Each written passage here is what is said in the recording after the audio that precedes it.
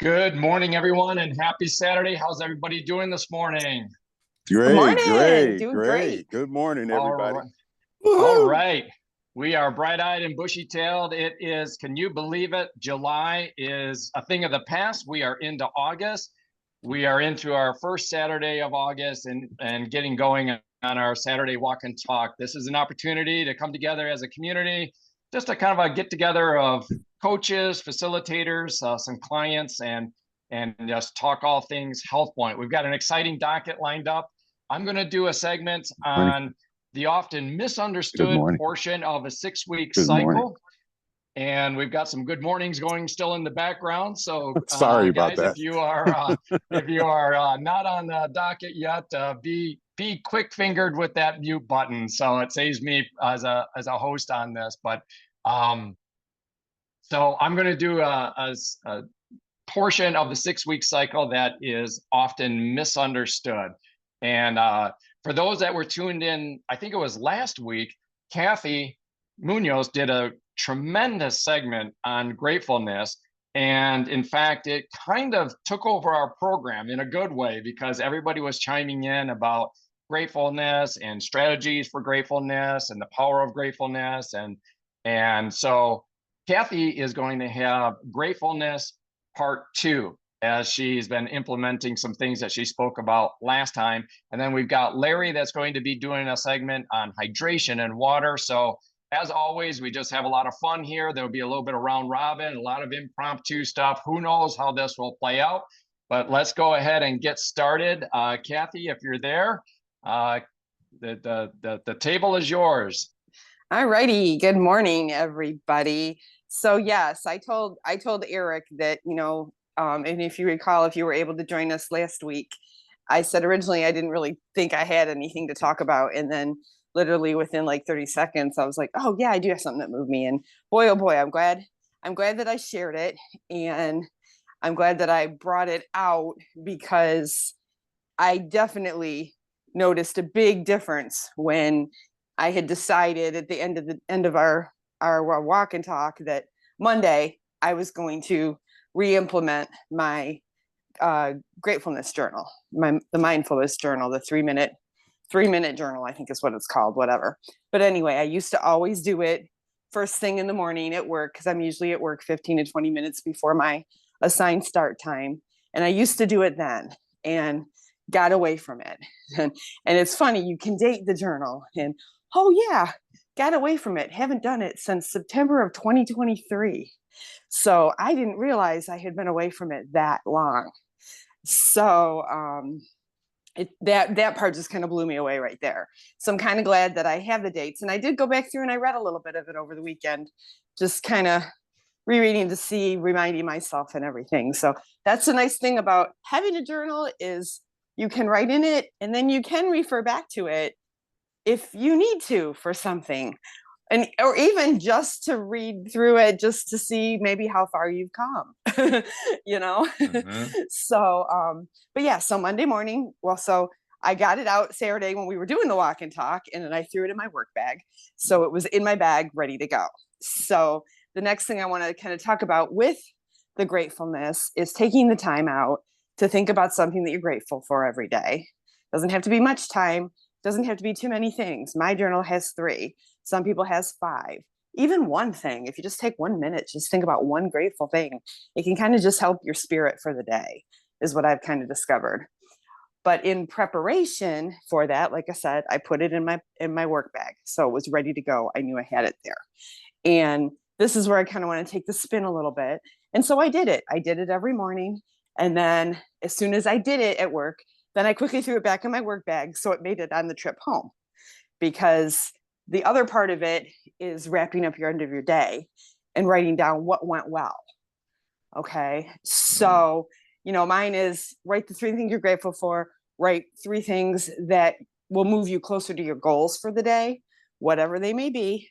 And then the recap, today was great because, and maybe it's because you did the things that you set for your little to-do list and your goals, or maybe it was something totally different. But again, it just takes you a minute to stop and think, okay, I did have a good day today. What did I do? Why was it good? So, and it just kind of gave me the sense of, okay, yeah, I started doing this. That was one reason why one day was good, is because I finally started doing this again. And I recognize that fact, you know?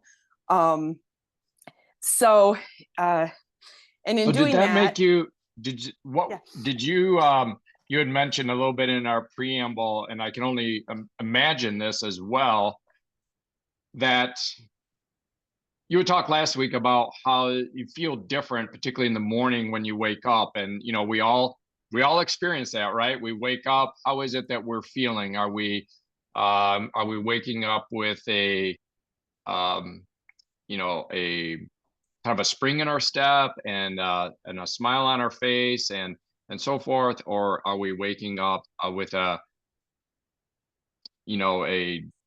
not so good of energy and mental? And I'm not talking about physiological right now. I'm just talking about the mental aspects, the emotional health part of things. Have you noticed a difference in just one short week of resuming doing your gratefulness journey and journal, yes, I should say? I have, because I feel like now, like once I get to work and I pull my journal out and I write some stuff down, I feel like that is like my jump start for my day. And now I feel like I have a plan for the day. And I know, like, this is what I'm going to focus on today. And before, it would just like, be at work, whatever. And then just kind of go through the day. And okay, well, if I got a chance to text somebody about something, great. If I didn't, well, whatever, you know.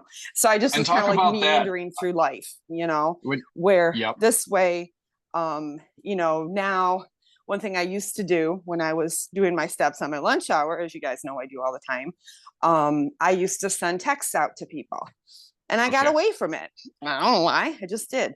Instead of Now, what do sending you mean when you're texts, I saying, was I think internally we know what you're talking about, but those might be tuning in for the first time. okay. Yep. Are you So saying, sending texts to people that either friends of mine, just to reach out and say hello, but more importantly, for new friends that I've met and people that might be interested in our HealthPointe journey. If I meet somebody that's kind of interested, I'll send them a text with the video so they can get familiar with what our program has to offer, and then follow up with them. And sometimes you hear back and sometimes you don't. And so before, I would be real consistent about following up with people that way, and got away from it for whatever reason. And instead, I was going through my stupid email, deleting emails that meant nothing. So now I'm back to, okay, yeah, I'm going to text some people while I'm on lunch hour. People are used to getting texts from me from my lunch hour, so kind of and in the HealthPointe program, we talk so much, whether it's formally or even informally, about the power, the benefit of PIF, pay it forward, where you've been given the gift of health. I know with you, Kathy, you were pre-diabetic. You've reversed that. You've lost 58 pounds. You've kept it off. You've been consistent on 10,000 steps a day, which is unbelievable, over 2 years. 2 years and And so you've 130 hit days today. 2 years and 130 days. Who's counting, right? You are. Right. So congratulations again on that. And but one of the things about you say, well, what does sending out a text have to do with a gratefulness journey and stuff like that? Well, one of the things is that, again, we're talking about a shifting in our own mental state by doing things like the gratefulness journal, like you're talking about the texting, and you wonder, how does that happen? Well, when you pay it forward, there's something that sometimes is referred to as a protege effect, which is when you help somebody else. Could be any topic. Let's say that I don't know, pick a topic.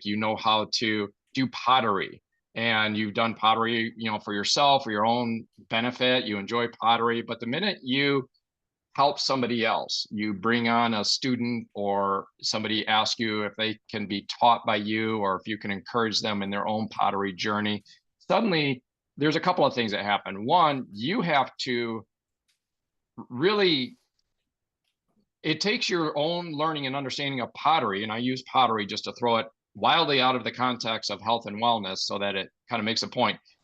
You might have been doing things intuitively that now you have to teach deliberately, right? You think, well, you just sit down to your stool and the potter's wheel and start going.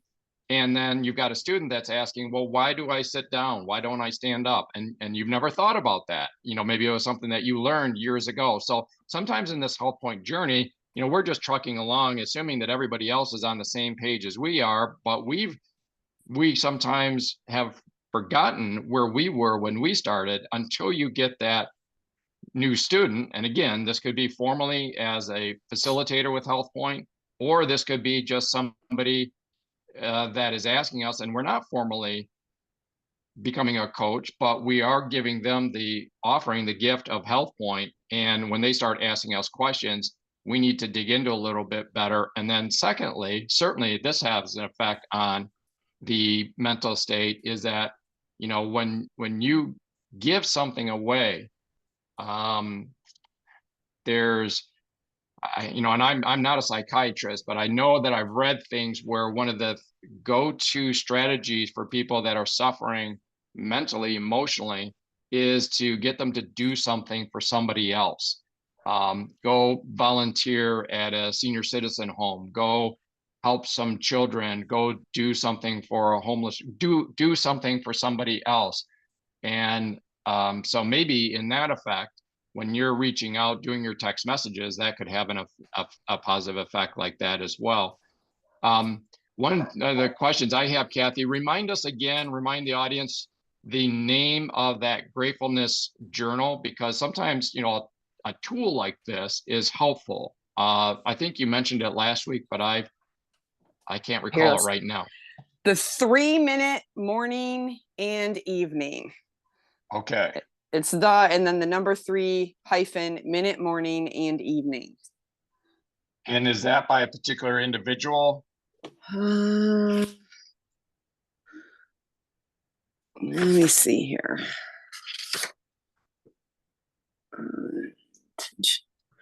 Let's see. And if anybody else is looking it up. Note. Doesn't look like it.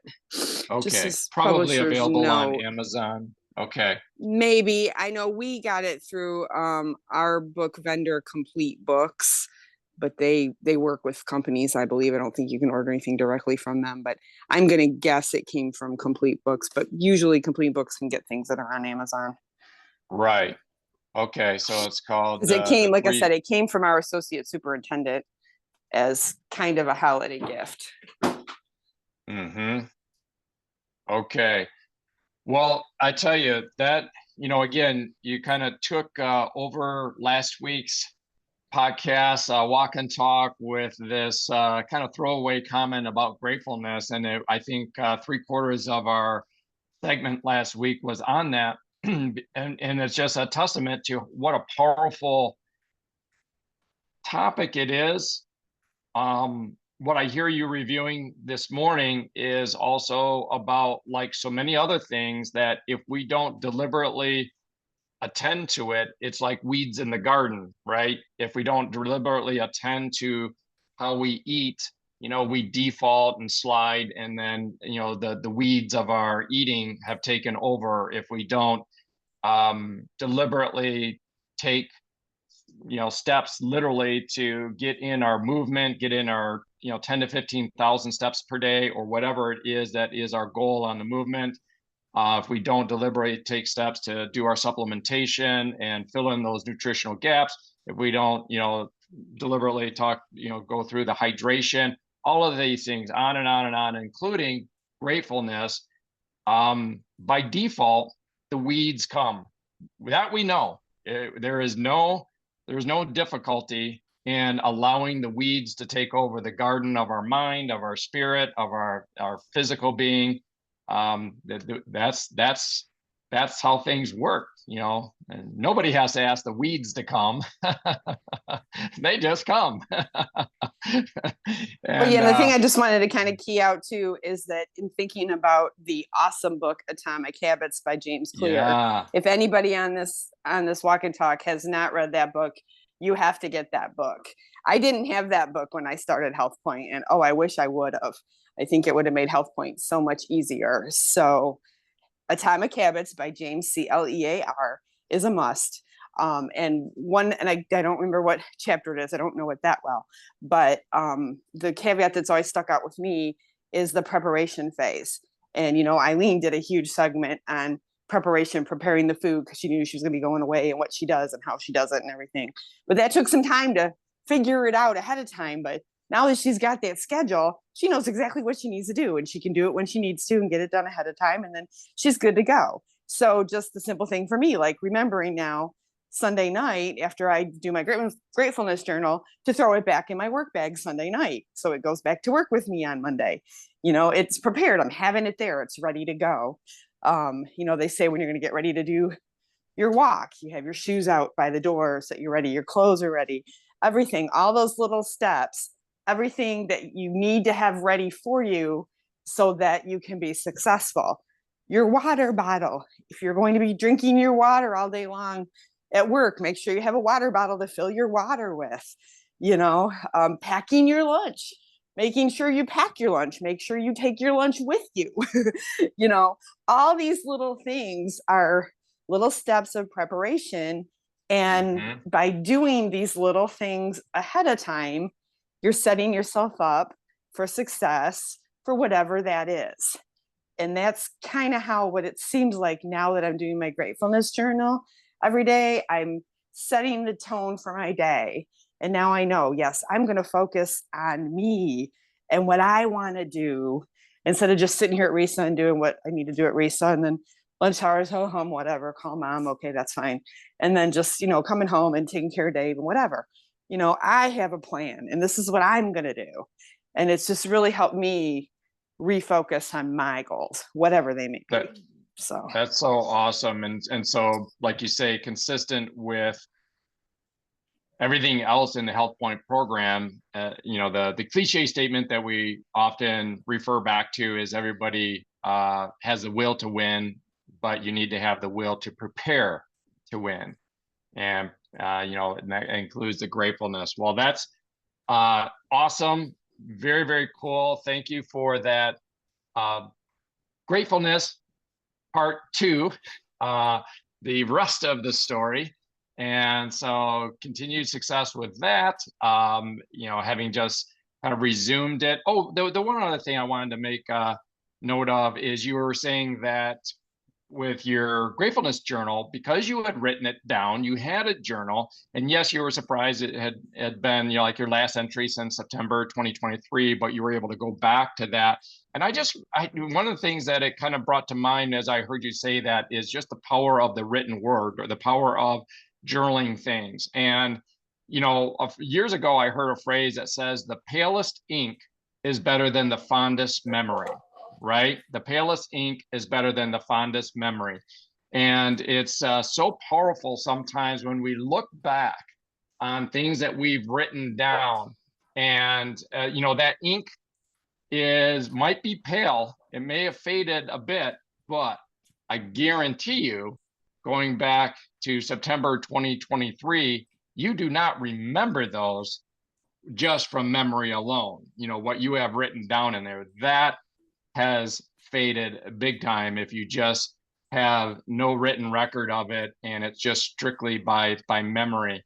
And I would say that would be, in the context of HealthPointe, one of the other advantages or values, I should say, of keeping some sort of written record of, day 1 of cycle 1, and keeping that, be it your food journal, the HealthPointe provides a written journal if that's the way you'd want to do it, if you choose to do it electronically through some sort of a record.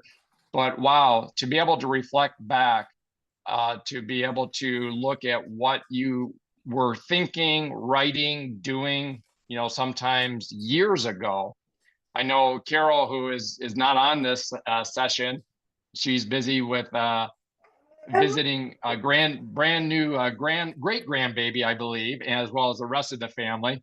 But she has talked about, because she's been on HealthPointe for so many years, and as I understand it, she still to this day writes down her food log. And wow, talk about being able to have the value and the benefit of reflecting back, she could probably go back 5 years or more, definitely more, and see things that she was writing down. And maybe it's personal notes like it is in yours, Kathy, with a gratefulness journey.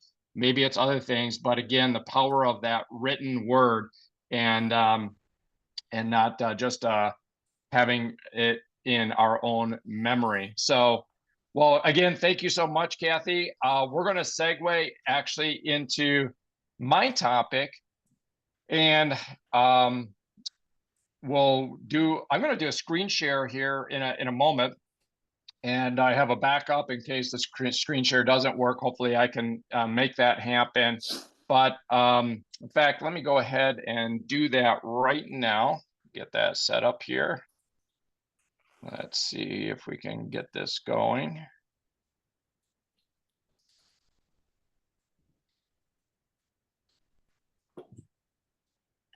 Okay.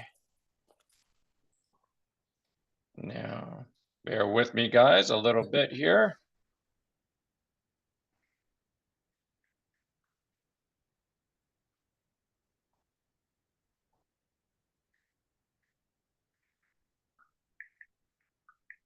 Okay.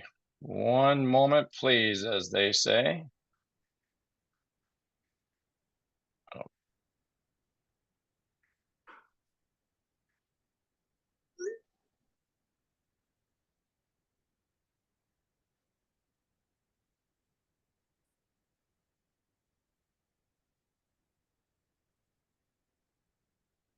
Okay. There we go. So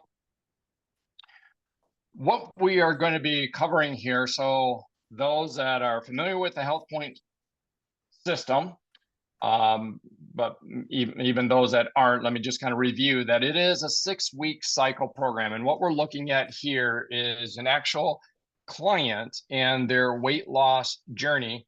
And I'll get into the details of this. But just as in terms of a review and kind of a recap, when you look at a HealthPointe 6-week cycle, it's not 6 weeks of, we'll call it deficit. It's not 6 weeks of weight loss. It's 4 weeks of weight loss within that 6-week cycle. You say, gee, only 4 weeks out of 6 weeks? Why not all 6 weeks? That's what we're going to get into. It's one of the, maybe initially anyways, for many people, the most underappreciated facet of the 6-week cycle. It's the least intuitive portion of a 6-week cycle. If somebody is getting into HealthPointe because they want to reverse diabetes, because they want to lose weight, it's very intuitive to say, okay, this makes sense. I'm going to start on day one, say it's on a Monday, and I expect to go into a deficit mode. Now, we're not calorie counting. We're not doing that. It's more of a net carbohydrate and some other elements, very important elements of the HealthPointe program. But nobody starts into their day one, their week one of the HealthPointe cycle and say, gee, I'm confused. I don't understand why I'm doing a deficit. Everybody says, hey, it makes sense that I'm doing a deficit. I'm trying to lose weight. I'm trying to stabilize my blood sugar, etc. And this totally makes sense. So they march along week 1, week 2, all's making sense. Week 3 makes sense. Week 4 makes sense. And then week 5 hits, and the program, if they're following in their daily messages, if they're following in the HealthPointe manual, certainly if they're following along with their coach, week 5 is suddenly different. How is it different? Week 5 is categorized as add more food days. There's 3 levels within the add more food days. And guys, if you're not muted, please mute if you're not speaking. And these, starting with week 5, you're starting into level 1. And then halfway through week 5, you're going to start into level 2. And then in week 6, you're going to move into level 3. And just broad strokes, what this is a increase in your quantity of food. Okay. And this often is met with resistance. I'll just ask rhetorically, don't feel you need to answer because if you're muted, but has anybody ever with a new client said, okay, we're coming into week 5 and this is what we're going to do? And it's like, you hear fingernails, you hear heels digging in to the dirt as you're dragging them into eating more food. Why? Why is that? Because they're excited. They might have been losing weight, very, well during their 4 week. They're excited. They're losing whatever. Let's just say on average 2, 3, 4 pounds a week. And suddenly in week 5, coach is coming along and say, okay, now we're going to stop. We're going to stop that. And we're going to start adding food. And the client is often very resistant to that, which is kind of funny, right? Because you would think they'd be like, yay, I get to eat food. Instead, it's like, no, because they're excited because they want to continue to lose. We get it, but you have to trust the program. This is not something that any of us concocted last week. This has been going on for decades and it's scientifically driven. So with that, I just want to take a look at this client's progression. This is Stacy, and Stacy started, I guess back in, I think it was May. It doesn't really matter, but this is a current track, and you can see where Stacy started at roughly low 170s, and she's now down nearly to her goal weight of in around 140. So she had a ultimate weight loss goal of about 30 pounds, and you can see where it's really progressed. Now, I don't know how many of you chart like this. Maybe you do, maybe you don't. It's not necessary to chart in order to understand some of these things, but sometimes when you do chart or you do graph out the data that's coming in from clients, or if you're tracking it yourself, your own data, why do we throw it into graphs and charts? Because sometimes, it can point out some things that are not obvious if you're just staring at a table full of numbers of daily check-ins.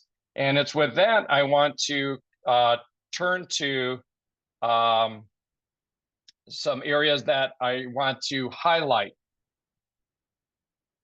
That first blue line, actually, well, both blue lines, what that is representing, and mostly the first blue line, is week 5 and week 6. Okay. And Stacy nailed it. She absolutely nailed it, which is an accomplishment in and of itself, but it's particularly an accomplishment because this was her first cycle. I have routinely had people that nail it in their second cycle because they don't have a very good belief. They don't trust the system. They don't necessarily take the advice of the coach in their first cycle. And they don't do this. And I'm going to speak to what the downfall of that is in a moment. But Stacy nailed it. So she is cruising along. The other thing that I could show here, that just as a little note, what do we all know about the first few days of week 1 that typically happens? That's another thing. I didn't highlight it here, but you see that strong drop. Most clients in their first days. Now, there's a couple of reasons for that. One, we have those jumpstart days, right? Where we're clearing out the excess carbohydrates, often the glycogen that's stored in our liver and so forth. And that is, carbohydrates, kind of broadly speaking, the way I would say it is it holds water. So you're actually losing some water weight as well. And so you might have a real strong drop in those initial handful of days, maybe the first half of week 1, but then it usually, over time steadies out to that steady, healthy cadence of weight loss every week. You don't repeat, the same pace that you had in week 1, the initial half of week 1. And you can see where she dropped precipitously quickly off of 170, but then it kind of steadied out into a steady track, 2-3 pounds a week. And she's not, particularly tall. So again, this can be different with a male that's 6'7" versus a female that's 5'2", but she tracked along very, very well. And then when she got to week 5, she followed the program and she added more food. And then what you see is then in the start of her second cycle, look at that drop. Bam, big drop. Now, let me point out, by the way, in the my cursor kind of shows it here, but you do have that one drop, and quite frankly, I don't know what that is. That I think that's a fat finger, what we call a fat finger. When the data was entered in, it was mistyped, so you can almost disregard that wonky drop there. But otherwise, you just have this steady. You don't want to lose weight. You don't want to gain weight. You want to stay within a 1 to 2 pound range. And that's what she did. And then bam, when she started into week 1 of her next cycle, look at that, drop that. And then it steadied out into this continued drop. And then here she is, just actually today is wrapping up the end of her 2-week cycle. Tomorrow will be her last day of the 2-week cycle. And then starting on Monday, she'll finish out her rest of her journey to hit her ultimate goal. Now, what happens if you don't do this? What happens for the handful of people that say, no, coach, I got this. I know you think you know what you're talking about, but I know better. And I'm excited because I am losing weight. I got this. And they continue to follow the program of deficit. They continue to follow what is prescribed in weeks 1 through 4. What happens is a very interesting thing. The body is engineered for survival. And the way the body can work is that if you put it into a deficit mode, and I use that term deficit because although we don't calorie count per se, we do carb count. We do look at net carbs.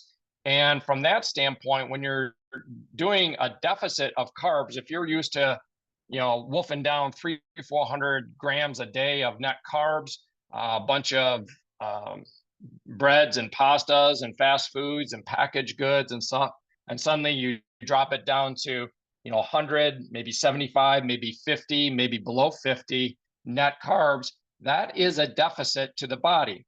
Okay, and it will have some caloric deficit as well. So the body is geared again for survival. We've evolved for many, many years for survival, and the body is very well engineered for that. And over time, and that time being roughly 4 weeks or so, is that the body will say, hey, there's a deficit around here, and I need to survive. So if there's a deficit, if food is not plentiful, if there's not berries on the trees and salmon in the rivers, I'm going to go into a bit of a survival mode, and I'm going to slow down the rate of energy burn. I'm going to slow down, call it metabolism. I'm going to slow down the wheels in this engine. Why? Because we've got less coming in. We need to survive. So if we've got less coming in, we need to conserve. And suddenly the metabolism slows down, the energy burn slows down. Sometimes you hear people say this, they say, oh my gosh, I remember when I was younger, I could eat anything and I wouldn't gain weight. And now it's just because I'm older that I'm gaining weight. Well, maybe revisit that. Maybe it's not because you're older, but because you're eating in a manner that is reducing your metabolic burn, your rate of burn. So what can happen in the HealthPointe program is if you don't do these 2 weeks in the way that the program suggests, what will ultimately catch up to you, maybe it won't be immediately in week 5, but in time it will catch up, is that it will increasingly become more and more difficult to lose that weight. It'll be way more difficult than it should. And so what can happen, particularly if you have quite a weight loss journey to go, let's say you've got 100 pounds to lose, that is not something you can grit your teeth and just discipline yourself and willpower yourself through it, because that could take upwards of a year to do that. And if you start struggling and getting discouraged because, in week 7, week 8, week 11, week 12, it's just like, gosh, this is getting harder and harder and harder. And yet I'm eating less and less and less, it seems. Well, eventually you're going to quit and you're not going to hit that ultimate goal. And so that's why in the HealthPointe program, it's so important to just trust the program, even when initially it doesn't make sense. It'll probably make sense to you later, but initially it might not. And if you do so, you're setting yourself up for the most efficient path to your goal, the most efficient, effective path to your ultimate health goal. And if weight loss is part of that, which it usually is, then you're going to get there the quickest by following the program and making sure you do those all important 2-week adjustments and fuel your body more, kind of trick your body into looking around and saying, well, apparently there's lots of berries aplenty, lots of salmon in the river, lots of food. We don't need to slow down the burn. There's lots of food around here. I'm eating more and more, and I'm eating a little bit more of a variety. That kind of kicks in week 6, level 3. You kind of increase a little bit of the diversity, the variety of what you're eating. And then just about the time the body is like, happy days are here again, bam, we hit it with another week 1 of a 4-week cycle. And that's what you can see Stacy doing here. And by the way, Stacy is not my direct client. It's through our organization. So I do not even have direct understanding of what Stacy was doing here. But what I know is that she was following the program. I can see it in the data. So no doubt she's going to hit her goal. And when she hits it, it isn't by accident. It isn't by just grit your teeth and willpower. And so she's going to be able to sustain that for the rest of her life, for sure, particularly with the next phase that she'll get into, which is the lifetime maintenance phase. So that's my segment on the often misunderstood weeks 5, week 6. In fact, as we were doing a preamble here to the start of the program, I asked some of the folks, hey guys, if I was to ask you, those that are coaching, which week in the 6-week cycle is often the misunderstood. And Kathy, I think it was you that said week 5, and that's absolutely right. So wanted to spend a little time on that, kind of, pull the curtain back a little bit on that. And so with that, let me go ahead and end this screen share here. There we go. All right. And let me get control back here. One moment. And then Larry, you can start whenever you want. I'm going to get my stuff sorted out here. Okay. Hey, good morning, everyone. Thank you, Eric, for this time this morning. As we were thinking about getting started with the program today, one of the things that I was thinking about for me and for many of my clients was hydration. Water is so very important to the program. And sometimes, even though we have a food log, we should be putting our information in about our water as well. Because sometimes that's something that you can say, well, I always drink water. That's something I drink every day. And if many of you are like me and some of my clients, we found out once we started recording the how much water we were drinking, we found out that sometimes we were coming up a little short. And many people were, and myself included, we were drinking other things other than water and saying that, well, it has water in it. And water is so important to this program. As a matter of fact, my coach David could tell you that eventually I reached a point where I got stuck, and he noticed on my log that my water was kind of inconsistent. I wasn't consistently getting the amount of water in. And the other thing about the log is that many times I was thinking, oh, I'll remember how much water I drank. And I didn't write it down. And then many times I didn't write it down at the time. I was going to write it down later, right? That's where many of us are. Not along with our water, also along with our food. We're thinking, well, I'll write it down later. And many times I was thinking, well, that's easy. I'll remember that. But guess what? I didn't. And many of my clients didn't either.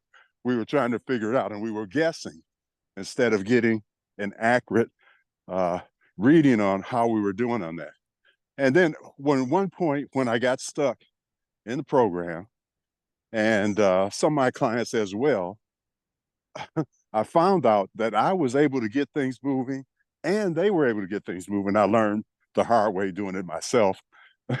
I found out that with more water added, that all of a sudden I was able to get back on track with that program. So it was so important of having that hydration and that water in your system, and not thinking that everything else you're drinking is good for you.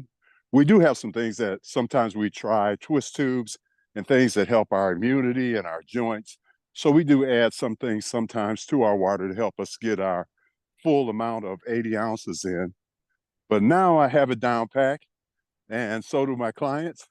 And I hope that if anybody else was having that challenge, or you think that you know it right off the top of your head without drinking water or keeping track of it, I think it would be something that will be beneficial to your journey. So, Eric, that's all I got to add. I hope that's helpful. And I know that many other people have other ways of, like Kathy said, bring your water bottles with you, uh, have extra water around. There's plenty of other suggestions that people on this program will suggest to you. I suggest that you take the ones that work for you, especially the ones that are easy for you to do, because what's easy for you to do will be something that you will do. So, Eric, thanks a lot, and I hope that's helpful. It's very, very helpful. We're hitting on some subtle categories within the HealthPointe model this session on today's session. Kathy talking about gratefulness and mental health, emotional health. I'm doing a segment on part of the 6-week cycle that is kind of subtle and maybe not attended to, not appreciated. And then Larry, you're coming in with water, which I would say water and sleep are the two of the elements within the HealthPointe program that are often subtle, underappreciated, and we need to shine a light on that. We need to shine a light on, Kathy's segment on mental health and wellness, and the 2-week segment of the 6-week cycle, and then Larry on the water. We need to shed the light on that because it's so important. It's certainly so important if you're losing weight. We want to, proper hydration helps remove toxins. It can help with constipation. Sometimes people are constipated, and that can be absolutely a factor of when you look at how much hydration they're doing, how much water are they taking in. They're not taking in enough. And let's put some descriptors on this. Within the HealthPointe program, there is a specific number calculus for how much water you should be drinking in a day. And like these other things that are not natural, they don't happen by default. If we just let the weeds grow in this area, you don't naturally drink this much. And the basic calculus, I know everybody's muted, so I'll just share it in the HealthPointe program, is half your body weight in ounces. So if you weigh 200 pounds, that would be 100 ounces, right? If you weigh 150 pounds, that would be 75 ounces. That part is pretty clear and easily understood. But Larry, what you're cueing in on And maybe what we can talk a little bit more about, if anybody has some other tips and tricks and kind of ways that they make it happen, feel free to unmute and chime in. And that is, okay, let's say that you know that you need to do 100 ounces. What does that look like?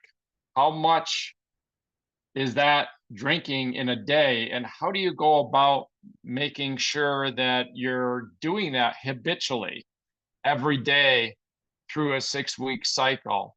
What else do you have to plan for? Let's not forget that 100 ounces that you're taking in.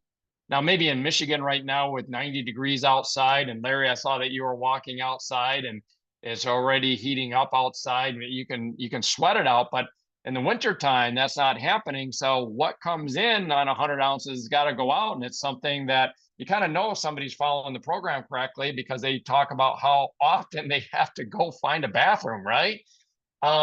So any other tips or tricks or comments on how to go about getting water in? In the very beginning for me, Eric, because if you remember way back when I said I like really just didn't like water at all. Like I maybe drink 8 ounces a day. And you know, when I was told by Chris, yeah, you got to drink like 90 ounces. I'm like, are you kidding me? Oh my God. So yeah, I got the twist tubes. The twist tubes really helped me out in the very beginning, but like making sure that my water was really, really cold made a big difference to me. But I was thinking, and I would, well, when I was subbing, it was easy because I would just try to finish one water bottle every class period. So then I go and fill it back up. And I was losing weight and I was like, I couldn't believe it. Like water became my friend because I realized, oh my God, if I drink all this water, I'm going to lose weight. And so that was like my little incentive, I guess, if you will. But thinking like now, I know a lot of times, a lot of the water bottles that you can buy, the refillables that you can buy are typically a 20-ounce bottle. So if you say for like 100 ounces, somebody has to drink 100 ounces, so they need to fill and empty this bottle 5 times.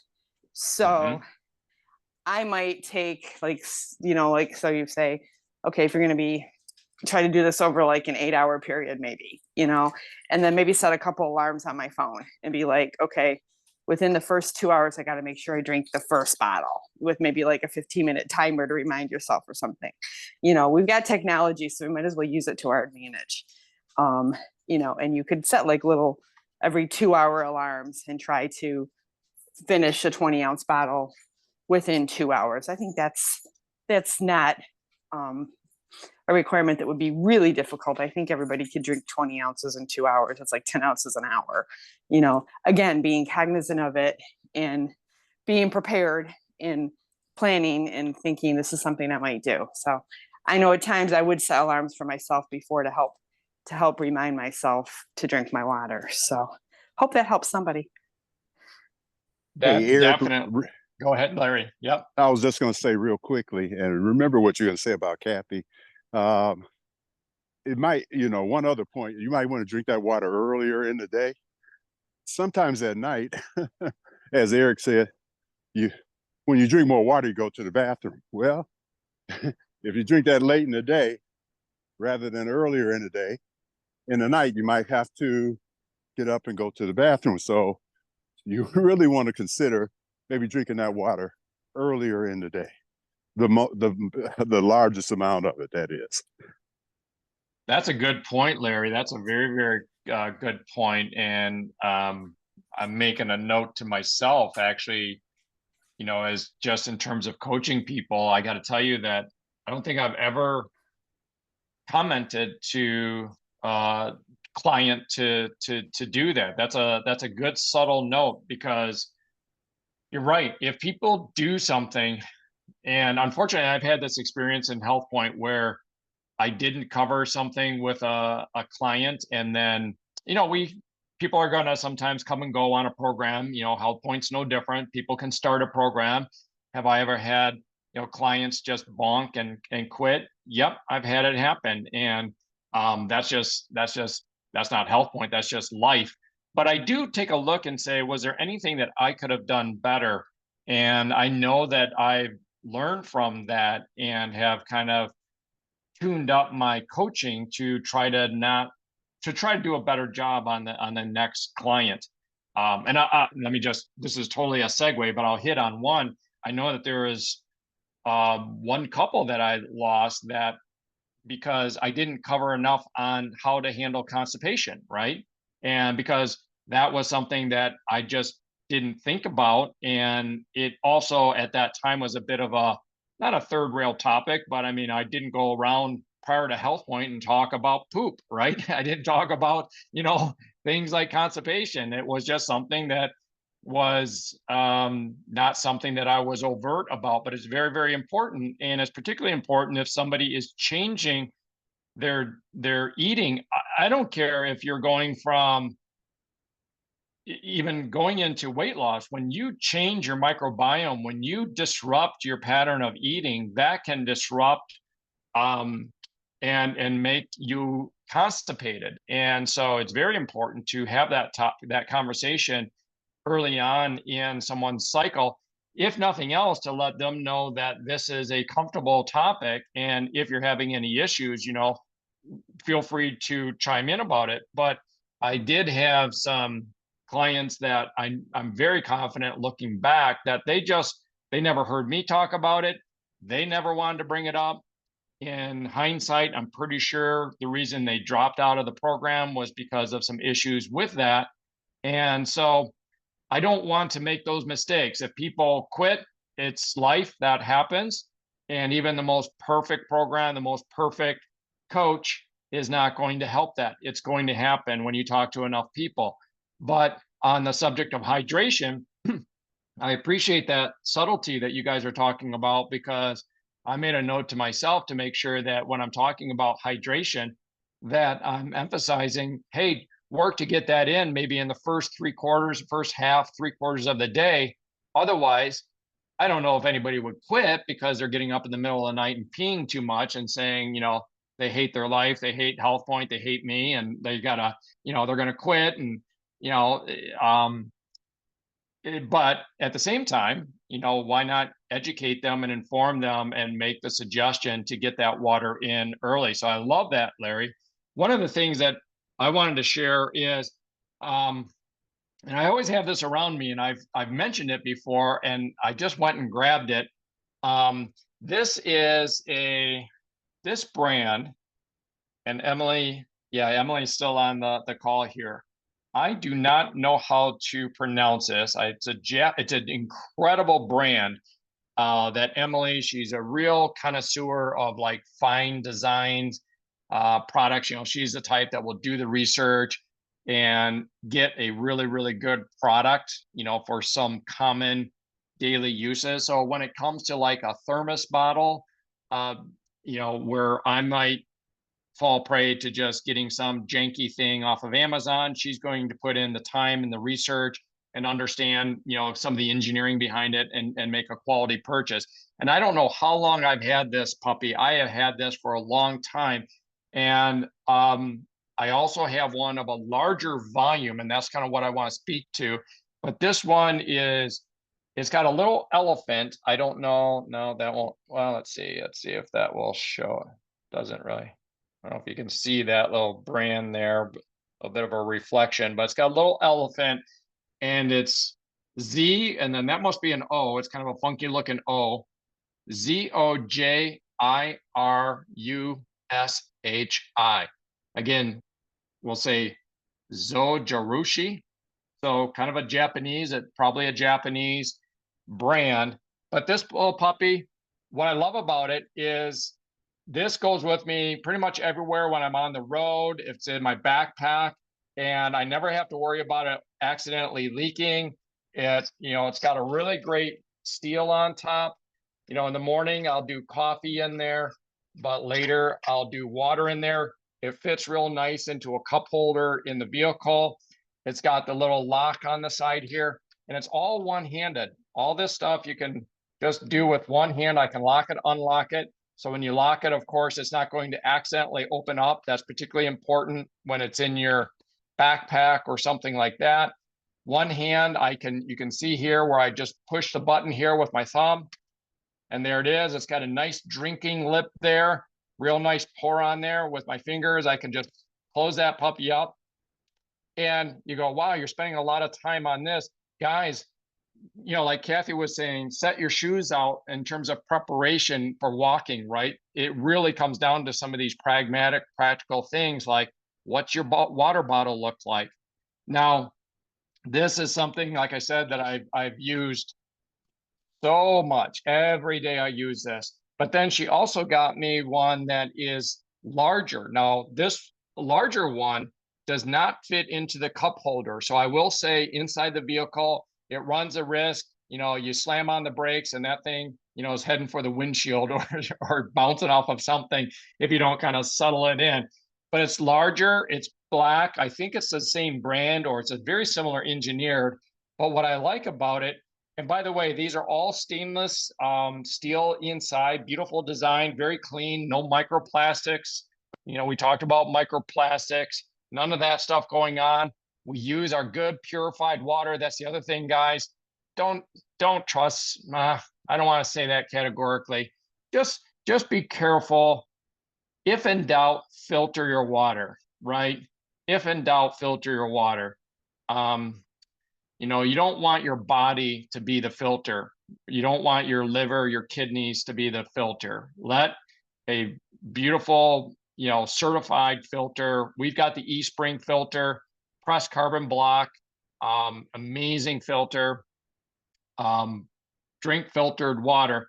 But this larger container, I want to say it's probably like Kathy, you said that a lot of the containers are around 20 ounces, and I think you're right on that. And I think this one is maybe around twice that size. So it holds a good quantity. It's kind of like the size, you know, you see the old, you know, lunch bucket workers, right? They go to work with their lunch pail. They're going to work at the plant or in the coal mine, and they got their lunch pail and they've got their big red and black check thermos, maybe full of some soup or something like that. It's kind of that size. It's pretty good size on it. I want to say it's 40 ounces. Here's my point with that. With myself, 2 of those throughout the course of a day, and I've got all my hydration. So it's very easy to track. That's my point. I fill that up once. When that's done, I fill it up again.